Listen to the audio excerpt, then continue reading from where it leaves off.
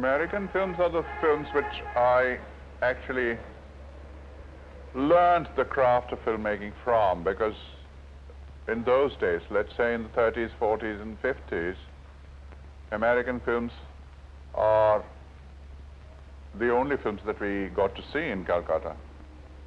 And since by that time I had already developed a very serious interest in the cinema, I watched them very carefully and made mental notes of how, about cutting, about placement of camera, about various other things that go into making a film.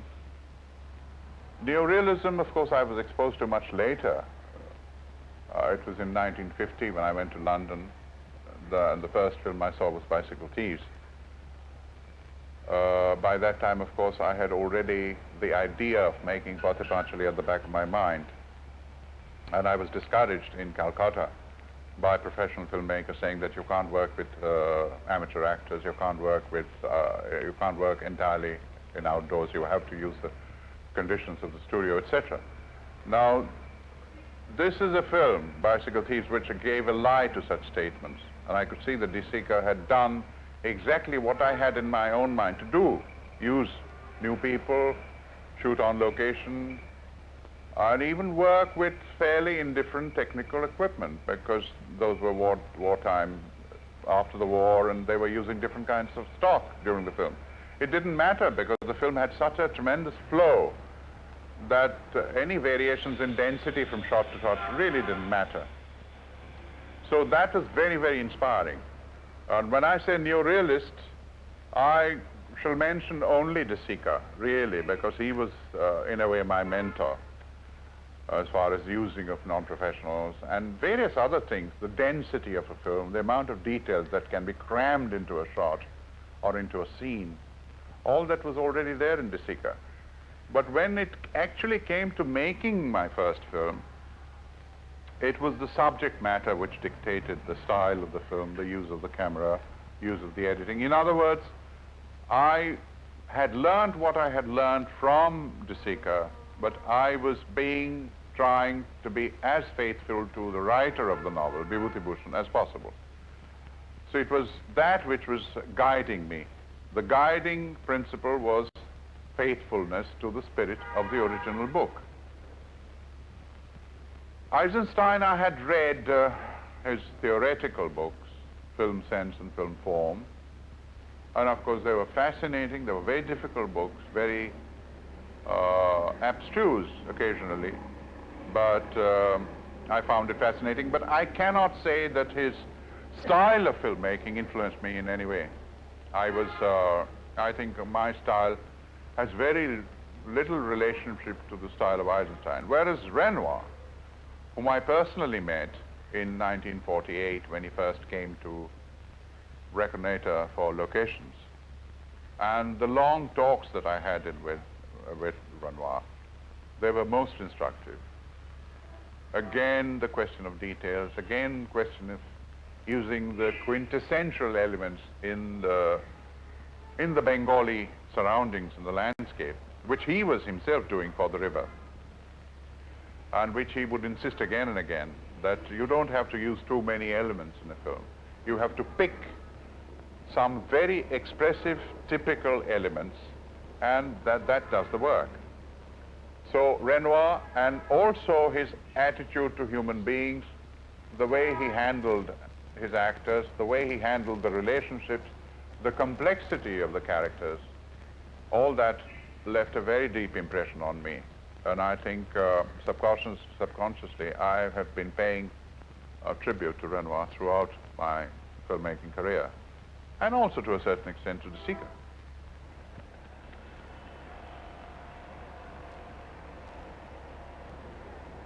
Well, I never called myself a humanist. I think it's the critics who have given this,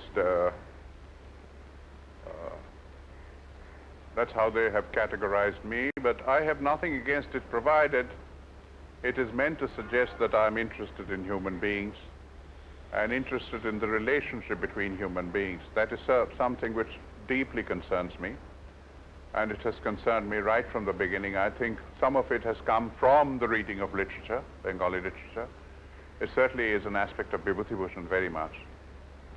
But again, an individual, after all, belongs to a certain social class, and he carries with him the problems of his class. And when you show a human being in a film, you obviously cannot show him in isolation from his problems, his background, his surroundings, the particular class to which he belongs. And when you bring in other characters, obviously you bring in certain conflicts. And I don't think that it is quite true to say that I stay away from problems or solutions to problems. Certainly there is one thing discernible in my films which every perceptive viewer will notice is a moral attitude. Even in the trilogy you find that the conclusion of the trilogy is very definitely for man taking responsibility. That is the conclusion of the film, rather than stay away from responsibility. And even in some of my early films, like, for instance, The Big City, Mahanagar, you find this woman, this housewife, who has to go out and take a job. And obviously there are lots of people who are against the idea of an ordinary middle-class woman going out and taking the job of a saleswoman. But my attitude is very clear in the film. Even towards the end, you will see that it definitely suggests that it is a good thing, it's a proper thing in the circumstances for a woman to be doing a job. I really am not very sure of what is meant by a political film. The definition is not very clear to me. If the element of politics comes into it, for instance, as in Shimabaddo, you have the suggestion of Naxalite disturbances in the background, that bombs are heard and crackers are heard. That's there. And in Ashani Shanket, you have the whole business of the war, which is supposed to be taking place in the background. That obviously gives it a political color, because after all, the famine itself, the 1943 famine, was caused indirectly by the war, because the food was being diverted to the troops. So in that sense, they can be called political films, but I don't see why they should be called political films, except that there are films where there is an element of politics in it, in some form or the other. Like, for instance, in Shatranj Ke Khiladi, that's very much a political film, because it deals with a political event. And that much of politics is certainly can be granted, or whenever necessary, such politics has there to be included in the film. There's nothing one can do about it. In fact, it is necessary occasionally to deal with films, particularly when you're dealing with contemporary subjects. Politics is so very much in the air that you can hardly leave out politics. Either directly or indirectly, obliquely, the element of politics has to come into the film. But violence, as talking of violence, I'm actually much more interested in psychological violence than physical violence. There are two aspects of violence, actually. In fact, for instance, in my very first film, Pathe Panchali, I can mention two scenes. One of intense psychological violence, where Durga's mother, Shabuja, is so cruel by implication to the old woman, where she doesn't even offer her food while she herself is eating. And she wants shelter, wants to come back to her own little cottage, but she doesn't let her do so. And she walks away to her death.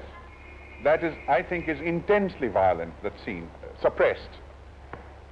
Again, in Pathe Panchali, you have the scene of real physical violence, where the mother drags her daughter by the hair and throws her out of the house. You see, that kind of violence is perfectly valid, I think. It was there also in the original.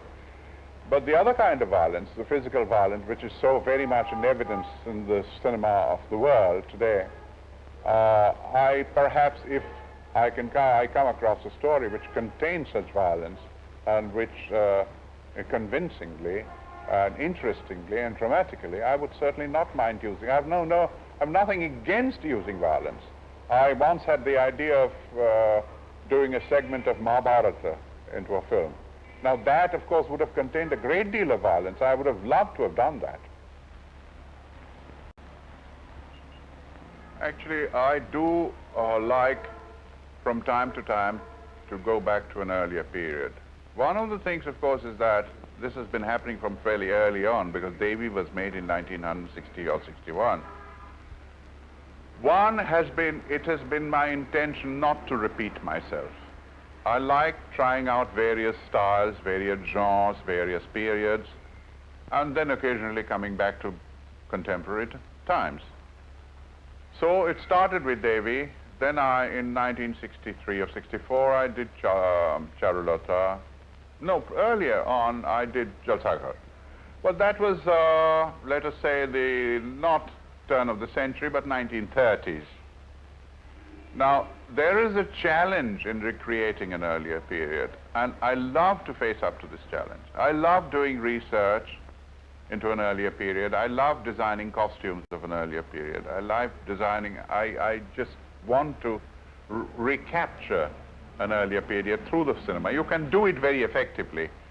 And as I said before, I love to face up to this challenge. I'm fascinated by it. It's just that my interest is fairly widespread. I'm not only interested in my own times.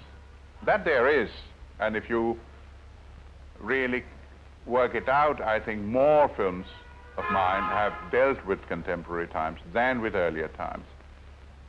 But it's a wonderful challenge, and it's a wonderful exercise to do research into Shatranj ke Khiladi, for instance. It's a chess players, which was incredibly fascinating. It increased my knowledge, and in being able to recreate a period of mid-19th or a little later than that, it gives you a great satisfaction. Actually, my attachment to Calcutta grows from the fact that I was born here, I was brought up here, I had my schooling here, and I worked here. And it gives me an extra confidence when I make a film here in the language that I know, about people that I know, in surroundings that I'm familiar with. So there's an obvious connection with Calcutta and an obvious reason why I prefer working here than elsewhere. But of course, occasionally I have to move from here, in the sense, for instance, when I made my couple of Hindi films, Sadgati was made in Madhya Pradesh, and Shatranj ke Khiladi had a Lucknow setting. But the language there and the stories demanded a change of locale. But normally, I feel very at home working here, for the reasons that I have mentioned. I have received offers from abroad right from early on. Soon after Pateh Pachali, offers came to me from American producers. A man like Selznick was after me for a long time, trying to persuade me to make a film for him. But I turned them down because I don't think I would have the same amount of confidence working outside of my home. And my attachment to Calcutta is very obvious. I mean, I don't even have to account for it. I mean, the very fact that I was born here and lived all my life here, and because I speak the Bengali language, it's my own language, and I know the milieus here, the various milieus that I show in my films, it accounts for the fact that I'm most at home working in Calcutta.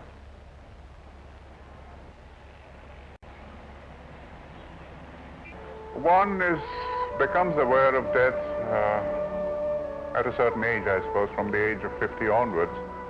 One does think about it once in a while, especially when one begins to lose some of one's contemporaries. But I keep so busy doing this, that, and the other that I have hardly any time to either be morbid about it or brood about it. It will come when it does come, but I'm not concerned with it at all. I want to keep working.